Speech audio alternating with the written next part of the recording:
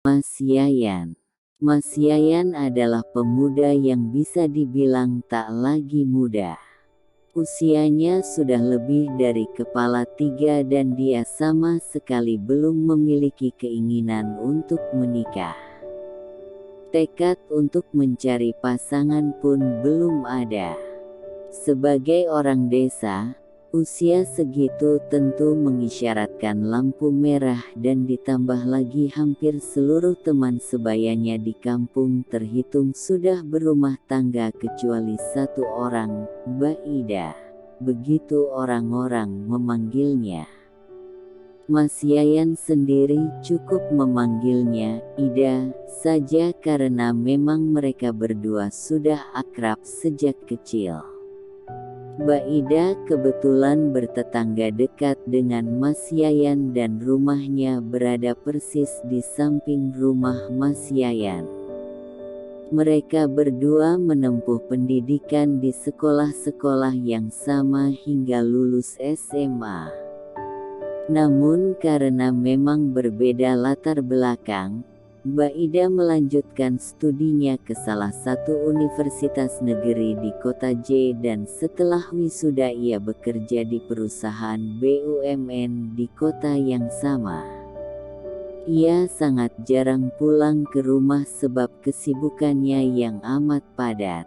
Sedangkan Mas Yayan sendiri tidak melanjutkan sekolah karena terbentur masalah biaya dikarenakan orang tuanya hanya sanggup menyekolahkannya hingga tamat SMA.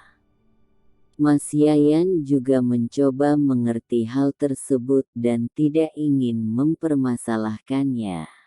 Dia kemudian membantu orang tuanya bekerja di sawah hingga sekarang. Siang itu setelah Mas Yayan kembali dari sawah, dia melihat ada mobil sedan berwarna putih terparkir di depan rumah teman kecil sekaligus tetangganya, di rumah Mbak Ida. Segera dia kemudian masuk rumah dan bertanya kepada Mak yang sedang duduk di kursi panjang sambil menonton TV. "Ida pulang ya, Mak?" "Iya, barusan," jawab Mak singkat. "Oh, lah mobil putih itu punya siapa, Mak?" "Punya Ida." "Gak tahu kalau itu, Yan. Soalnya tadi ada laki-laki yang keluar dari mobil bareng Mbak Ida. Mungkin punya dia. Orangnya tinggi dan rapi, bersih lagi. Jadi maksudnya aku pendek, lecek, dan kotor." "Gitu ya, Mak?" "Sedikit," seloroh Mak kemudian tertawa. "Tega nian Makku ini. Padahal anak sendiri juga," gerutu Mas Yayan.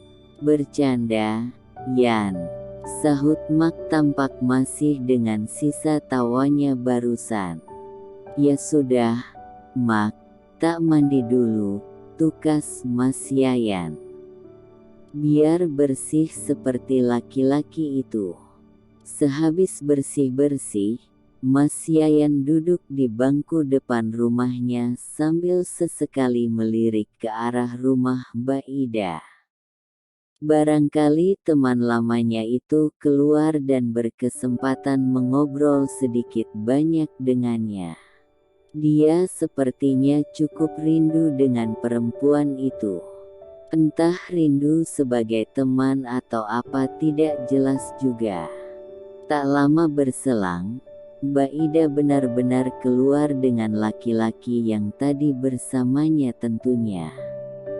Mereka berdua terlihat begitu dekat dan mesra. Tadinya Mas Yayan sangat ingin menyapanya tapi diurungkannya niatnya itu karena takut merusak suasana mereka berdua. Mbak Ida dan laki-laki yang bersamanya akhirnya pergi dengan mobil sedan putih itu. Sesudah tak tampak mereka dari pandangannya, Mas Yayan mengalihkan kedua matanya ke halaman yang ditumbuhi beberapa pohon jambu di depan rumah.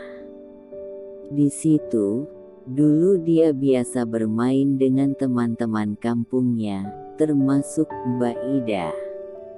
Entah bermain kelereng, sudamanda, gobak sodor, petak umpet, atau kejar-kejaran.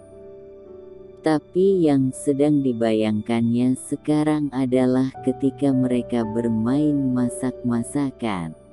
Seringnya ketika itu Mas Yayan berperan jadi bapak, Mbak Ida jadi ibu, yang bertugas memasak, dan yang lain menjadi anak-anak mereka. Meski hanya berpura-pura, karena memang hanya sebuah permainan, Mas Yayan selalu bahagia dan berharap itu terjadi sungguhan. "Ah, mikir apa aku ini?" ngawur, gumamnya dalam hati. Malamnya, di hari yang sama, Mas Yayan merasa begitu gelisah yang menyebabkannya sulit untuk tidur. Di atas kasurnya, dia hanya telentang sembari serius memikirkan semacam sesuatu yang berat. Di saat posisinya sudah terasa tidak nyaman, dihadapkannya tubuhnya yang tidak kurus dan tidak gemuk itu ke sebelah kiri masih dengan memikirkan hal yang sama. Dan ketika dirasanya posisinya mulai tak nyaman lagi, diubahnya posisi badannya ke sebelah kanan tentu dengan memikirkan hal itu juga. Siapa laki-laki yang bersama Ida? Siapa dia? Tanyanya pada dirinya sendiri. Ternyata itu yang mengganggunya sejak tadi. Dari kecil aku bareng-bareng Ida, belum pernah kulihat wajahnya secemerlang sore tadi. Siapa laki-laki itu? Apakah teman kerjanya? Kalau hanya teman kerja, buat apa dia sampai jauh-jauh datang kemari? Atau saudaranya? Tapi kalau saudara pun pasti aku mengetahuinya. Beberapa kali aku main di rumah Ida tiap ada acara atau perkumpulan keluarga dan belum pernah sekalipun aku melihat wajah laki-laki itu. Siapa dia? Jangan-jangan pacarnya? Atau tunangannya? Ah, buat apa aku memikirkan hal yang tidak penting begini? Atau jangan-jangan ini penting? Tapi aku pun tak memiliki urusan dengannya. Lagi pula tidak baik ikut campur masalah orang lain. Atau memang keberadaan laki-laki itu di sisi Ida adalah masalah bagiku? Kenapa tiba-tiba dadaku terasa sesak? Jangan-jangan aku memang menyukai. Belum rampung kalimat rumpang yang ada di kepalanya, Mas Yayan lebih dulu kehilangan kesadarannya dan akhirnya tertidur. Mas Yayan kemudian keluar dan ingin duduk santai di bangku depan rumahnya sambil menunggu matahari meninggi. Dia biasa berangkat ke sawah sekitar pukul 7 pagi. Setelah keluar dari pintu, dia melihat lagi ke arah rumah Mbak Ida dan kaget bukan main. Ternyata di sana sudah terpasang tenda resepsi yang cukup besar dan kursi-kursi tamu yang berderet rapi.